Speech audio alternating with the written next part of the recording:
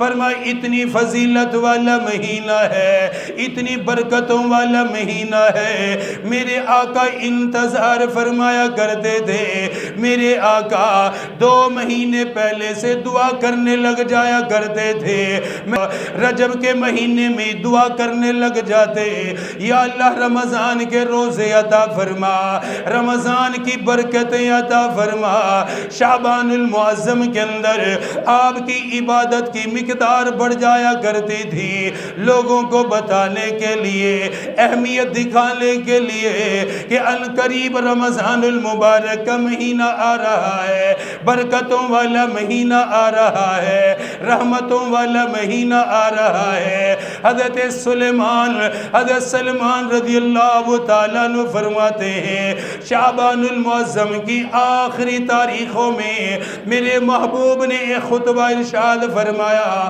صحابہ اکرام کے درمیان آپ نے خطبہ فرمایا، رمضان المبارک کے فضائل بیان کیے، رمضان المبارک کی اہمیت بتائی، رمضان سے قبل ہی بیان فرمائے، رمضان سے قبل ہی رمضان المبارک کے دنوں کو بیان کیا، رمضان المبارک کی راتوں کو بیان کیا، رمضان المبارک کے روزوں کا ذکر کیا، رمضان المبارک کی تراویح کا ذکر کیا، رمضان المبارک کی سحری کا ذکر کیا، رمضان المبارک کی افطاری کا ذکر کیا، رمضان المبارک کی برکتوں کا ذکر کیا۔ حضرت سلمان فارسی، حضرت سلمان رضی اللہ تعالیٰ عنہ فرماتے ہیں شعبان کے اخیر میں ہمارے محبوب نے خطبہ دیا، اور خطبے کا آغاز دیکھو کن الفاظ سے کیا، کتنے اعلیٰ ترین الفاظ کے ساتھ اپنے خطبے کا آغاز فرمایا، ارشاد فرمایا یا ایھا الناس قد اضلکم شہر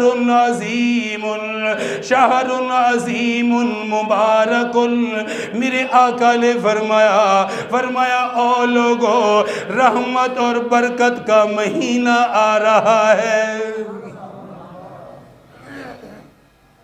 یا ایھا الناس،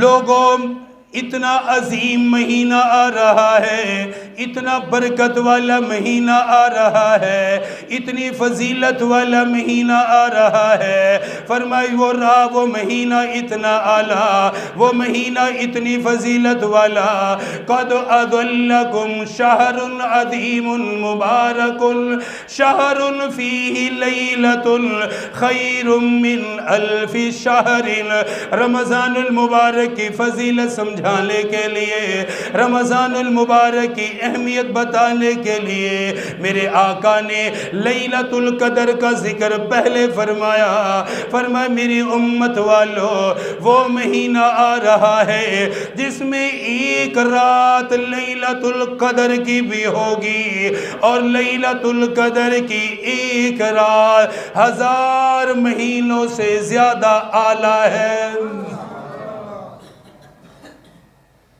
لیلۃ القدر کا پہلے ذکر فرمایا، لیلۃ القدر والی رات کا مہینہ آ رہا ہے، اس رات کا مہینہ آ گیا کہ جو رات 1000 مہینوں سے اعلیٰ ہے، 1000 مہینوں سے بہترین ہے۔ فرمایا میرے صحابہ شہر جعل اللہ صیامہ فریضۃ وقیام لیلہ تطوعا، فرمایا لیلۃ القدر والا مہینہ آ گیا، فرمایا اس مہینے کے روزے میرے رب نے میری امت پہ فرض کیے ہیں، روزہ رکھنا امت پہ فرض کیا گیا ہے، ہر عاقل پر، ہر بالغ پر، ہر مقیم پر، صحت اور تندرست آدمی پر اللہ نے رمضان کے روزے فرض کیے ہیں، چاہے کوئی مرد ہو عورت ہو، کلمہ پڑھنے والا ہے، جو لا الہ الا اللہ کہنے والا ہے، جو محمد الرسول اللہ کا اقرار کرنے والا ہے اس پہ اللہ نے رمضان المبارک کے روزے فرض کیے ہیں، رمضان المبارک کے روزوں کو فرض قرار دیا ہے۔ میرے آقا نے فرمایا شہر جعل اللہ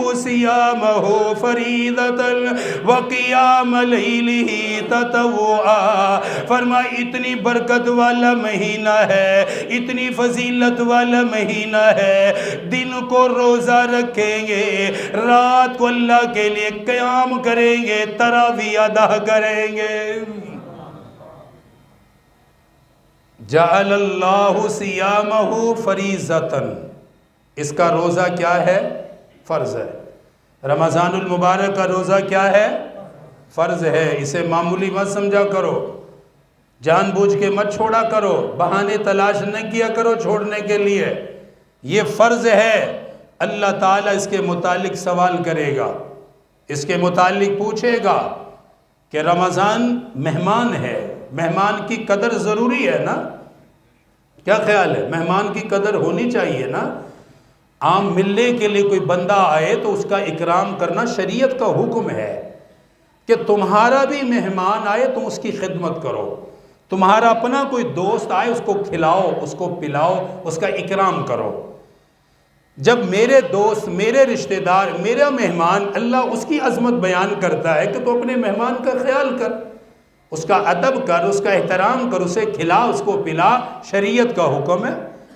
اللہ تعالیٰ جب ہمارے مہمان کے فضائل اور ان کی ترغیب دیتا ہے تو رمضان المبارک تو اللہ کا مہمان ہے، یہ تو اللہ کا مہمان ہے جو بندوں کے پاس آتا ہے، اللہ کا مہمان ہے جو اللہ سال بعد بھیجتا ہے۔ 11 مہینے نہیں، فرمایا 11 مہینے اپنی مرضی سے کھاؤ پیو، جیسے جائز خواہشات پوری کرو، 1 مہینہ میرا مہمان ہے، اس کی قدر کرو، اس کے روزے رکھو، میرے لیے کھانا چھوڑو، میرے لیے پینا چھوڑو۔ جس رب نے کھانا دیا ہے 1 مہینے اس کے مطابق کھاؤ، اس کی شریعت، اس کے دین کے مطابق گزارو۔ جس نے پانی تمہیں پینے کے لیے دیا ہے 1 مہینے کچھ وقت کے لیے وہ پابندی لگاتا ہے کہ سحری کرنے کے بعد غروب آفتاب سے قبل نہ کھاؤ نہ پیو، اس رب کے لیے چھوڑ دو، وہ رب تم سے راضی ہو جائے گا، وہ تم سے پیار کرے گا کہ میرا بندہ میرے مہمان کی قدر کر رہا ہے، میرے مہمان کو قدر کی نگاہ سے دیکھ کر اسے اپنی نجات اور بخشش کا ذریعہ بنا رہا ہے۔ ارشاد فرمایا شہر جعل اللہ صیامہ فریضۃ، یہ اللہ کا مہمان ہے، اللہ نے اس مہینے کے روزے مسلمان پہ فرض کیے، بغیر عذر کے کوئی روزہ چھوڑ نہیں سکتا۔ ہاں کوئی بیمار ہو اسے گنجائش دی گئی صحت ملنے کے بعد قضا کر لینا، اگر کوئی مسافر سفر پر ہو اس کے لیے گنجائش دی گئی سفر سے آنے کے بعد روزے کی قضا کر لینا، اس کے علاوہ ہرگز روزہ نہ چھوڑنا، اپنے روزے کو قضا نہ کرنا۔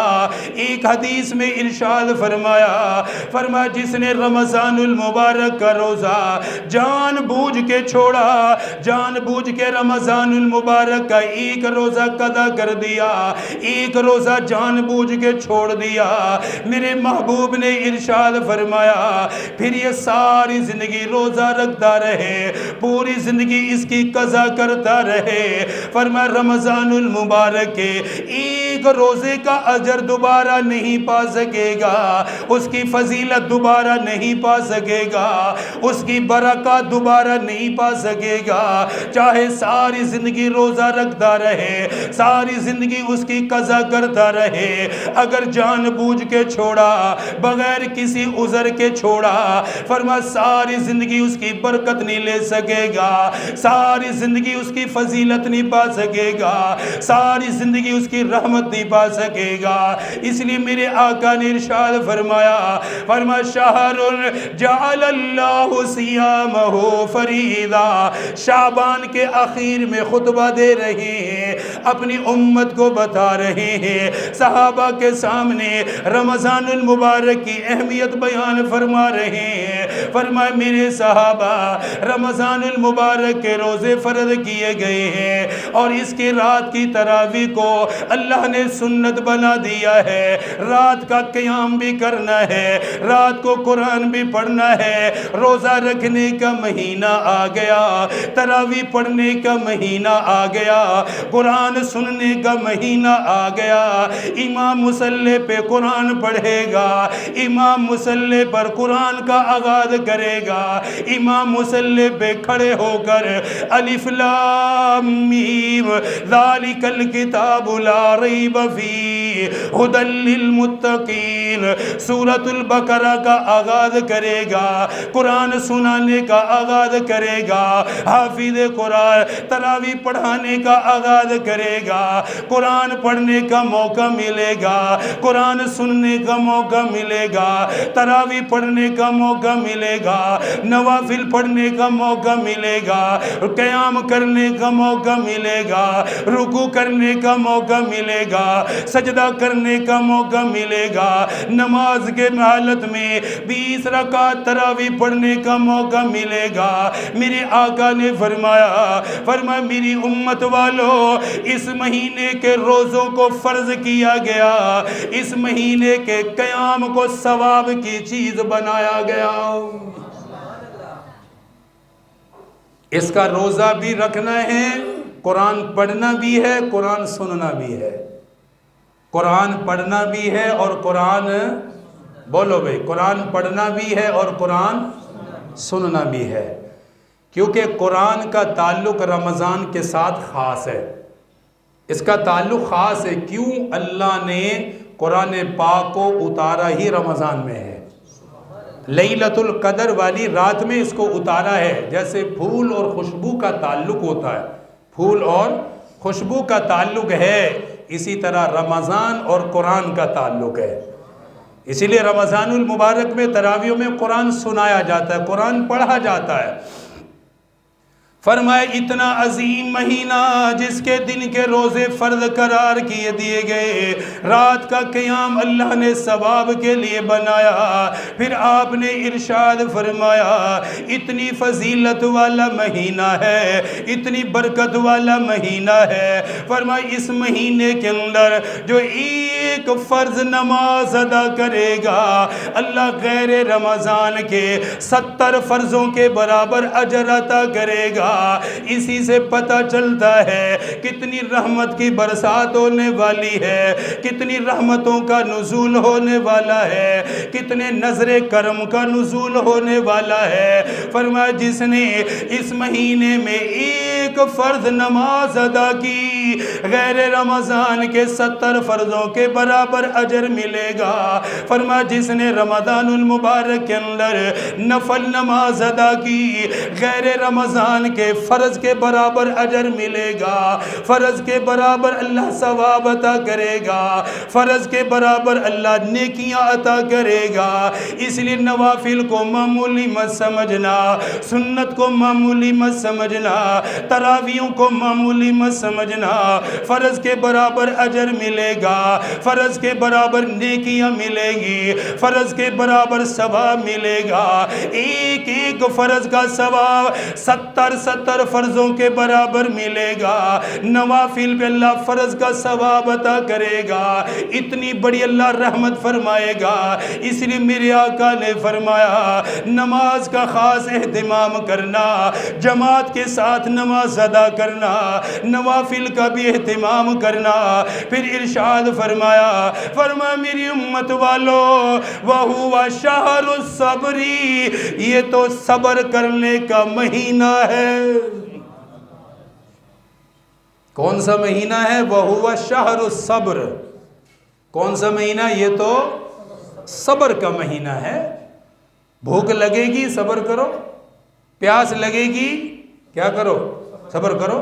سامنے کھانا رکھا ہوا ہے، بھوک ہے نہیں کھانا، صبر کرو۔ غروب آفتاب روزے کا وقت مکمل ہونے کا انتظار کرو۔ پانی سامنے ہے، پی سکتے ہو، لے سکتے ہو، نہیں پینا صبر کرو، انتظار کرو غروب آفتاب کا۔ میرے آقا نے کتنی خوبصورت حدیث، کتنے خوبصورت الفاظ میں امت کی اصلاح فرمائی ہے.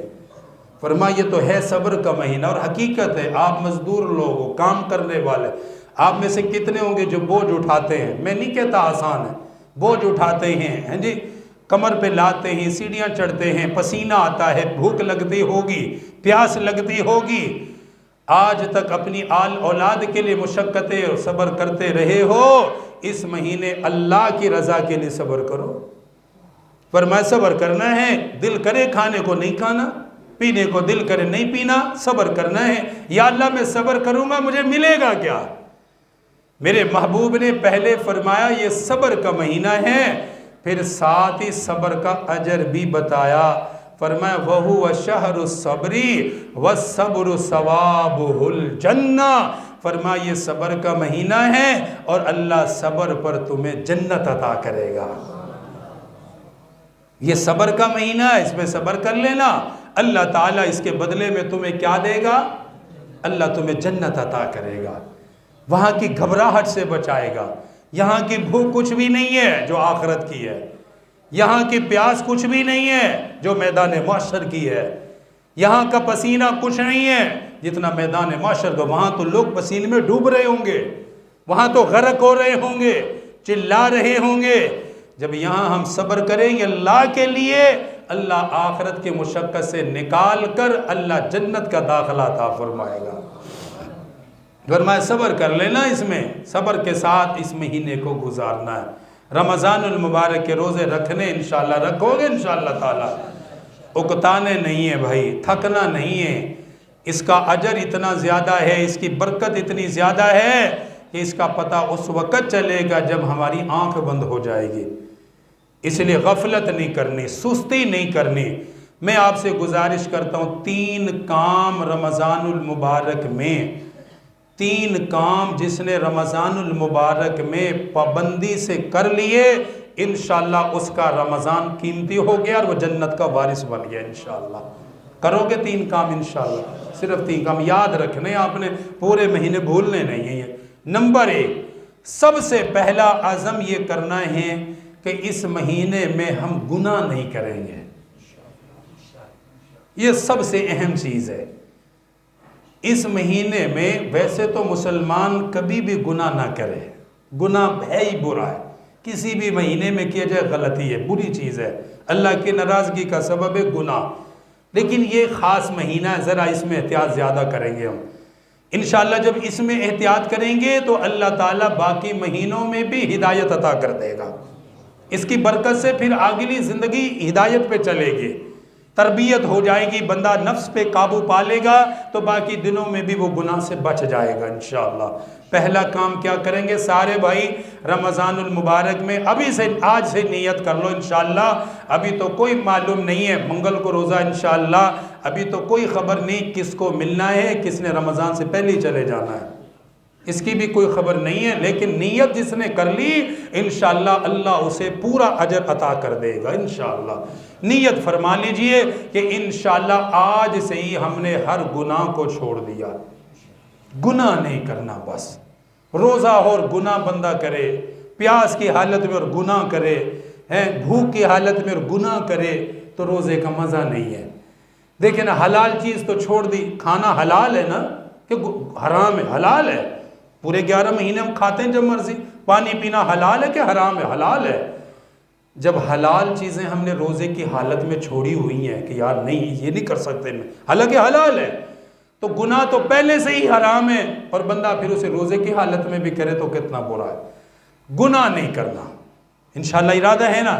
کچھ بھی ہو جائے موبائل کو سب سے زیادہ کنٹرول میں لینا, بس فون کی حد تک رکھو, سننے کی حد تک رکھو, ویڈیوز فیس بک یوٹیوب وغیرہ ضرورت کے تحت. اس کے علاوہ یہ شیطانی چرخہ اور گناہ کا آلہ ہے, یہ خود بخود نظریں غلط پڑتی ہی پڑتی انسان کے خیالات خراب ہو جاتے ہیں.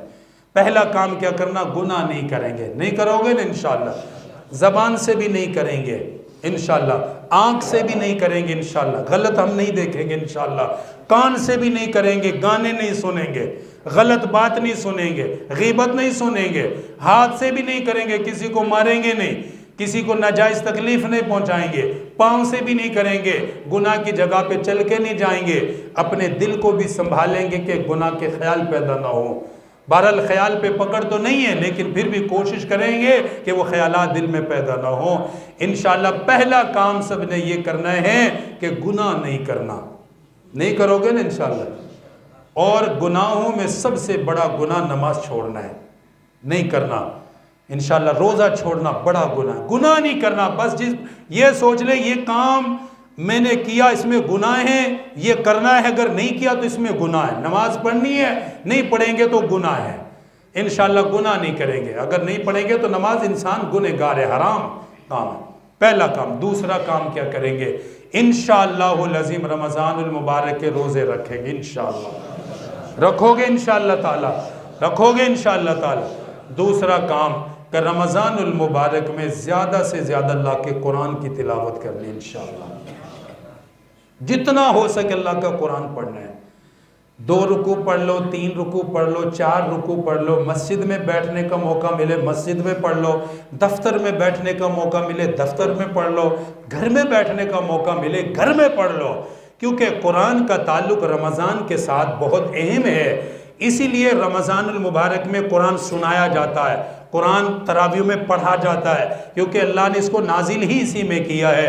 انشاءاللہ پورے مہینے قرآن پڑھیں گے انشاءاللہ۔ اس مہینے آپ پابندی کر لیں گے، اللہ تعالیٰ پوری زندگی آپ کو قرآن کا شوق عطا فرما دے گا۔ جن کو پڑھنا نہیں آتا وہ سیکھ لے، اس کے ساتھ ساتھ کچھ ضروری مسائل باقی پوچھ لیا کرو، بھائی روزہ خراب نہ کیا کرو۔